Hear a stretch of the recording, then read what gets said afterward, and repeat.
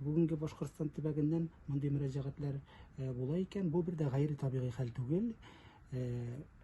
Ул бер яктан бу төбәктә яшаган халыкның үзен электән татар дип үз билгеләнү сыйфаты белән дә бәйледер. Икенче яктан, менә мондый язма, мондый мәдәни мираска шундый бик якын итеп, сакчыл караш белән мөрәҗәгать итү белән дә бәйледер дип уйларга кирәк. Сезнең менә бу якларга, Башкортстан якларына, шушы җирләргә экспедицияләрегез оештырыламы? Һәм анда сез дөрестән дә менә шушы сакчыл карашны, андагы безнең милләттәшләребезнең укымышлы, зыялы, затлы булган, шулай үзегезнең фәнни эшләрегездә чакылдырасызмы? Институт тарафыннан экспедициялар инде озак чорлардан бирле, элеккеге чорлардан бирле излекле рәвештә, планлы рәвештә дәвам иттерелеп килә. Институт тарихында бу төбәкләргә дә экспедициялар булган. Әлбәттә, соңгы вакытларда моның белән мактанып булмый, моның үзенә күрә сәбәпләре дә бар. Әмма хикмәт нинди сәбәпләре бар?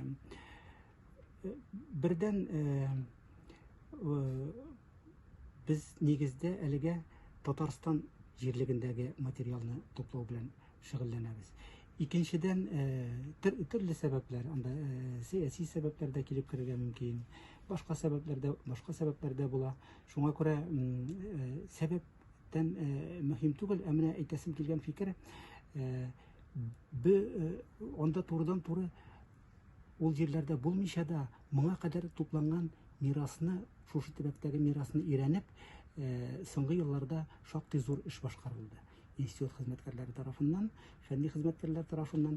Мәсәлән, әле күптән түгел генә Башкортстан төбәгендәге татар эпиграфик һәйкәлләрен өйрәнгән, туплаган 4-5 китап дөнья күрде. Уфадагы татар зираты материалларын туплаган, аннары Шланлыкүл районы Бүздәк авылындагы борынгы эпиграфик әткәрләрне, кабер ташларын туплаган, аннан Шишмә поселогын дип әйтәбез инде, андагы эпиграфик әткәрләрне туплаган материаллар.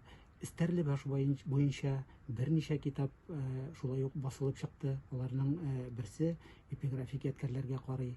Ягъни бу процесс дәвамлы рәвештә, излекле рәвештә дәвам итә. Һәм әйткәнемчә, элек тупланган материаллардан, элегрәк 60-70 елларда бу төбәкләрдә җыелган материаллар архивлардан аларны эзләп табып, тиешле дәрәҗәгә җиткереп, өйрәнеп, китап итеп бастырып чыгарган хезмәтләребез бар. Демәк, менә бу сол хезмәтләр, алар инде барысы да безнең шушы җирлектә төпләнеп яшәгән милләттәшләребезнең яшәүләре турында, тормыш алып барулары турында, аларның шушы укымышлылыклары турында сөйлә. Һәм безнең анда туган телебездә ниндидер бер диалект кына түгел, алар кемнәрнеңдер әйтүе буенча, чын үзебезнең туган телебез, татар теле һәм дәүләт теленә лаеклы тел булуы хакында раслап тора сезнең шушы материалларыгыз, китапларыгыз. Шулай, моның өчен китапларны, әлеге чыганакларны кулга алып, беренче битләре белән танышып чыгу ук җитә. Мәсәлән, шушы ук таш язмалардагы материалның тел үзенчәлекләре ягыннан килеп карыйсыңмы, яисә аның сәнгати үзенчәлекләре ягыннан, сәнгати билгеләре, анда бизәкләре, бизәлешләре, башка үзенчәлекләре ягыннан килеп карыйсыңмы, шунда ук күзгә ташлана, бу безнең элекке чорлардан ук, борынгы болгар чорларыннан ук килгән традициянең излекле рәвештә дәвам ителеше һәм әйтергә кирәк, үсеше нәтиҗәсендә туган чыганаклар. Текстлар татар телендә язылган. Аны инде диалект дисәң дә, диалект димәсәң дә, ул татар теле инде. Теге ниндидер көнбатыш диалект дигән матур терминнарга күчереп кемнәрнеңдер сөйләве, ул мин хәтта ул әйбергә бик ничек дип әйтим, серьезно, җитди карамыйм да бу әйбергә.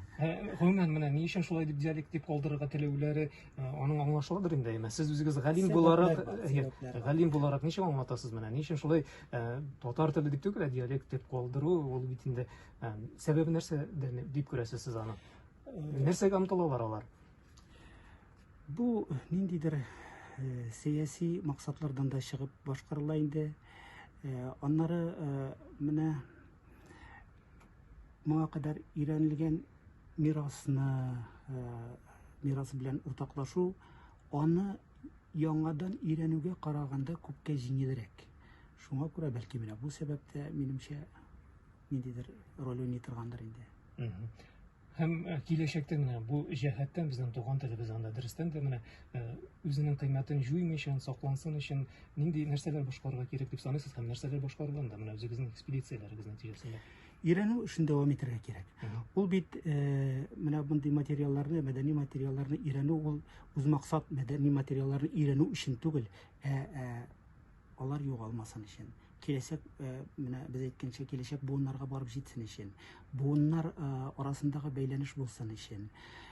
Беләбез бит, һәр кеше үзенең туган милләтенә мөнәсәбәттә шушы милләтнең озак гасырлардан бирле тупланып килгән кодын үзендә йөртә. Ул аны аңлар рәвештә белергә мөмкин, белмәскә мөмкин, әйеме.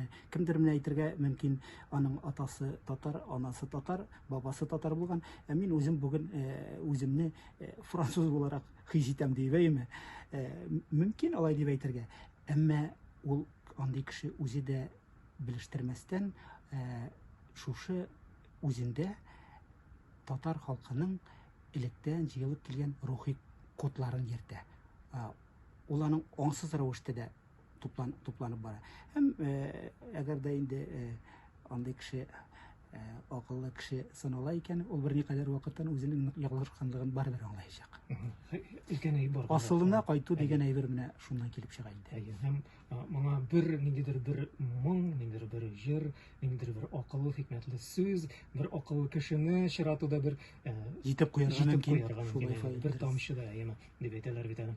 Менә дөрестән дә сезнең хезмәтләрегез, әгәр инде безнең октябрь аенда халык санын исәпкә алу була, бу бик җитди чара бит инде, әйеме. Менә анда кемдер безнең татар телен, диалект кына, сез каяндыр килгәнсез фәлән дигән дип безнең шулай ук мирасыбызны шулай бәһәсен төшерергә тырышсалар, әйеме, телебезне, милләтебезне, сезнең саулы шушы эшләрегез бер җавап булып тора ул, әйеме, һәм киләчәктә дә бер дәлил булып тора дип саныйм мин. Килешәсездер бит. Шулай фәйл. Аннан кешегә никадәр генә син фәлән, син тегән дип әйтсәң дә, әгәр дә аның үзенең күңелендә ниндидер утырган фикере бар икән, ул инде үзен башка бернинди дә милләткә тәңгәлләмәс. Бары тик әгәр дә аталары, бабалары, аналары татар икән, әлбәттә үзен татар дип белдерер. Һәм форсаттан файдаланып, мин дә үзебезнең татар тыңлаучыларыбызны киләчәк җан исәп алу вакытында шушы эшкә чакырам.